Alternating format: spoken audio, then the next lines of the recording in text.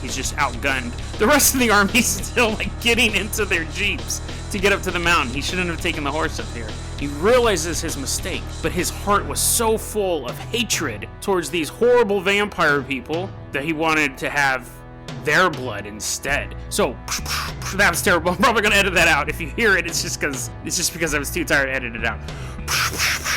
Shooting. He runs out of ammo. 10 cult members in the cave, eyes glowing.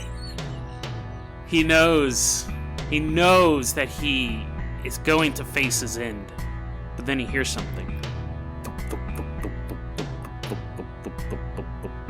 He looks around. Can't see. It's not coming from the cave.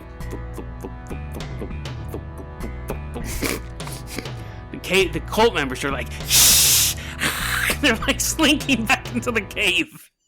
I'm glad they've become literal vampires at this point. Anyways, they're like, sunlight. And Roberto is like, I don't know what that noise is, but I have a feeling it's salvation. On deep into the cave, the creatures of the night begin to approach him again. Get him! Eat him!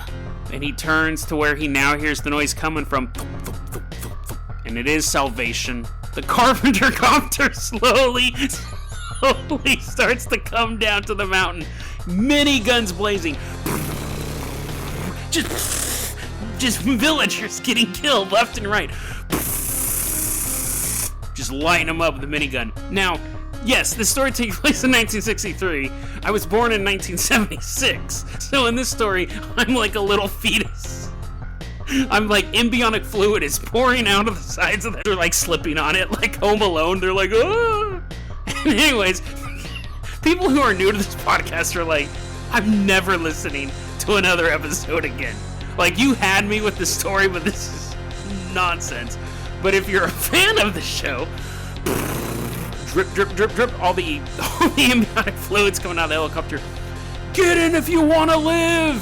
Fetus Jason yells to Roberto, and Roberto's running to the helicopter, dodging the bullets that I'm shooting past him. Jumps into the helicopter. That's the helicopter noise I should have made earlier, actually.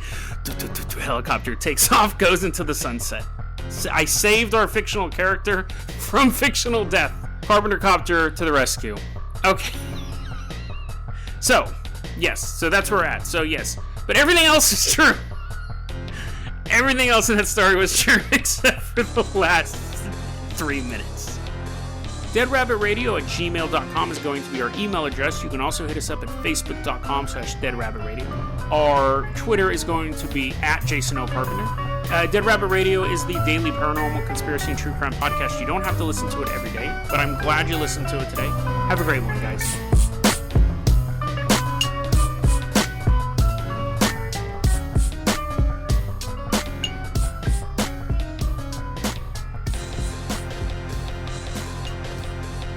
So that was the vampire sex cult of Yerba Buena. My favorite episode. My favorite episode that I've ever done. And there's some close competition, but this one gets it. This one comes away with the crown.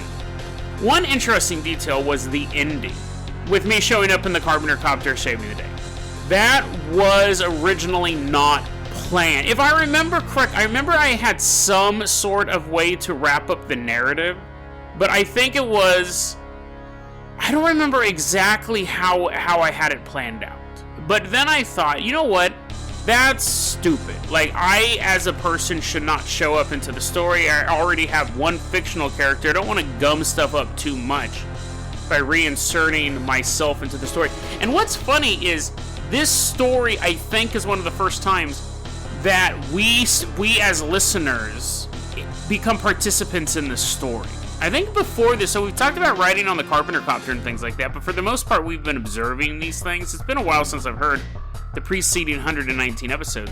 But it's become more of a narrative device where we're like driving around. We were paramedics in the Halloween special, and it's been kind of common lately. We actually go on the adventures. We're opening up boxes and the, decapitated heads are rolling out. We're the participants, which I kind of like that device. But this was the first time, if I can recall, that we were directly interacting with the action. And what happened was I had recorded the whole episode and it just ends. the Carpenter Copter doesn't show up. It just kind of ended, and I was like, deadrabbitradio@gmail.com. I kind of went into my spiel. And I remember I completely edited it and everything, and then I go, this ending doesn't work. Just ending the narrative. One, we don't get to know what happens to our fictional detective. And not like everyone was caring. They're more interested in the vampire story, but I built up this narrative, and then it just disappeared. And I remember editing it, and it was late at night. The episode comes out the next day. And even though I prepared for the story for a week, I still waited until the last minute to record it.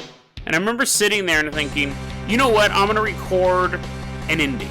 I'm going to record an ending to a narrative. It'll be funny, hopefully. It'll be entertaining. And we'll see how it goes. And I ended up recording it, and I was laughing so hard. You can actually notice, too, that the volume changes and the sound quality changes, because once they're recorded at different times, there's kind of a pressure change to the room. Now, I love the ending. I absolutely love the ending. But I actually think in the long run, it's still my favorite episode, but I think in the long run, this episode could have been an episode I introduced people to the podcast and said this is kind of what I talk about. As a 10th episode to hear, or 50th episode to hear, or in your case, you might have listened to all of them, which in that case it's a repeat, but you know what I mean? Like, as a first episode, the ending is so nonsensical, I think it makes the rest of the episode go, what?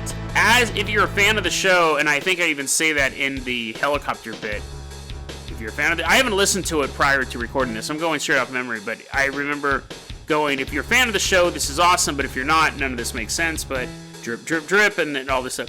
I think in the long run, it actually could have been a stronger narrative ending, but again, I thought it was hilarious. I think the fans responded well to it at the time, and there we go. So that's a little background information about the production of the show. And then really, tomorrow's episode is going to be also in relation to this one. And here's a little teaser for tomorrow. Because when I recorded this, I go, this is the best episode I've ever done. At the time, I go, there's no episode better than Vampire Sex Cult of Yerba Buena. How am I going to top this? But this episode, I believe, came out on a Tuesday. And I had a Wednesday episode to do. And I was terrified that it was going to suck. And it came so close to being the end of Dead Rabbit Radio. This episode was almost the end of the show because of how much I enjoyed doing it. And the episode that comes up next, that we're going to cover next, almost made me quit the show. But I thought that episode was amazing as well. So we'll play that one tomorrow. Thanks everyone for checking out Dead Rabbit Radio Classics and getting a little bit of background news. I'll see you guys tomorrow. Hey everyone, welcome back to another episode of Dead Rabbit Radio Classics, where we listen to some classic episodes, one in particular, the one today, with a new intro, with a new thing in the intro. This episode here is episode 96, The Shadow People Invasion. It's notable for two reasons. First off, this was one of my most controversial episodes, and not for really the reason you would think. The first story is about Forrest Finn's treasure. And for those of you who listened to the show at the time, you guys know how much drama that story caused me. But if you don't know, you can go back to my YouTube video that I did on this and see all of the hate comments, because all of these Forrest Finn... Now, if you don't know the story of Forrest Finn, this is going to be weird more, because you'll be listening to it going, this episode almost ended the podcast. These fanatics, these people who love Forrest Finn so much, that because this opening segment, they came out in full force, try to shut down the podcast, try to get the YouTube channel shut down, try to attack my podcasting host. So there's a neat thing in this episode. It's that. Listen to the segment and go, really? People got upset by this story? I've said way worse stuff. And in a future episode, I said way worse stuff about Forrest Finn and his followers. But at the time, this innocent little story, these people were nuts, and they were attacking me. I was getting emails and hate comments and all this stuff. So that's an interesting part of the story. But the second, forget those guys. Forget those weirdos. Let them run around in the woods looking for their treasure. That doesn't exist. Sorry, allegedly doesn't exist. I had to talk to a lawyer about that whole story because of how much trouble it was causing me. But let's get to the meat of the matter. This week is personal stories, stuff that I experienced personally. And this is where we really kicked off my paranormal experiences. This episode I talk about the Shadow People invasion. Doing episodes where I can talk all day long about other people's UFO, Bigfoot, ghost experiences. Have a good time, make fun of them, believe them, it doesn't matter. But when you're telling your own story, in the back of your head, you're always wondering, is this crazy? Does this make me sound like a loon? The answer is yes. The answer is yes, it does make you sound like a loon. But you just have to tell the story, I think.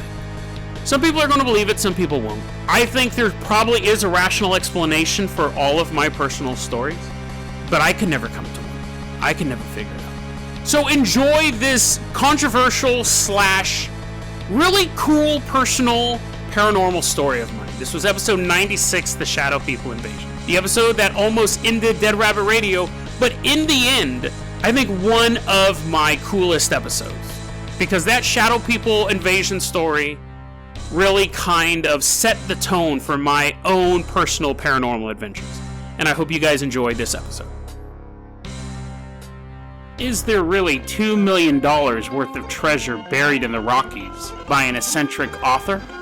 And then I tell you about my own personal experiences with the mysterious creatures known as the Shadow People, today on Dead Rabbit Radio.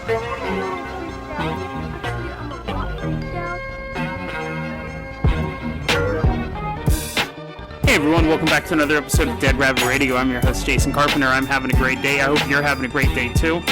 I'm a little sleepy, but this is our last episode of the week, so that's nice. We have a really good episode today. We have a great episode coming up Monday, and I want to let you guys know now that at the end of next week, it's the end of season 2, and I'm going to take a week-long vacation like I did at the end of season 1. So we're going to do this episode, 5 more, then I'm going to take a week off, and then we'll come back and start season 3. Each season is around 50-something episodes, but I didn't want to end the season in the middle of the week next week, so we're going to do about 53 episodes, 52 episodes for season 2, and then I'm going to take a week off, and then we're going to jump into season 3. Because I like to kind of break it up like that, and that week kind of helps me recharge a bit. I really enjoy doing the show. I love it a lot, actually, but I also need to have like a little break where I'm able to just kind of catch up on movies and read. I have 3 jobs on top of this, so I need a little bit of me time to just kind of veg out, because I'm kind of just always doing something, especially since this podcast happened. Everything I read, everything I watch is related to the show, so I just need to take a week off in between seasons and then like just watch Sweet Life of Zach and Cody Actually, Sweet Life on Deck is the superior of the 2 shows, but you get my drift. Maybe I'll watch some Riverdale, actually. I heard that's good. I don't only watch stuff with a Sprouse in it, but that was just the logic there. Anyways, let's go ahead and get started here. So our first story is going to be, and I do have to forgive me, I think someone might have suggested this on YouTube, but I always try to go back and I was like, okay, I started looking into this, and I was like, I think someone suggested this, and I looked through my comments, and I couldn't find anything, so if I forgot it, I apologize. If no one suggested it, then I'm just going crazy. So, the first story we're going to look at is the compelling case of the Forrest Fenn treasure. Now, Forrest Fenn was an art dealer. He's kind of an eccentric man around town, and this is in the 2000s, so very, very recently. He got diagnosed with cancer, and he was like, he beat it, and he's in remission, but the doctor said, it can come back. And he's like, well, okay, I'm just not going to wait around to die. What I'm going to do is, if the cancer comes back, I'm going to take all these valuable collectibles. Collectibles is probably not right word for it, but he was an art dealer, art collector. He said, I'm going to take all these valuable artifacts that I have, put them in a treasure chest, walk off into the wilderness with my life story and a bottle of pills and my treasure chest, and when they find my body, they'll find all of this treasure and my story. So basically, he would just go out there, get to a nice little spot, take all the pills, pass away. Not the most concise plan, because most likely he would take a bunch of pills and then wake up in his own vomit and be super weak and be stuck out in the middle of nowhere, and it's really hard to die from an overdose of pills, but he's all groggy and then a bunch of wolves show up and slowly eat him. Not the best plan, not the best thought out plan, but what happened was the cancer didn't come back. And he kind of, like, as time went on, he goes, you know what? I like the first part of that plan. Take out the suicide part of it. let's go do a treasure hunt. Let's do a real life treasure hunt. Now, he grew up and he read all the books about, I don't know the exact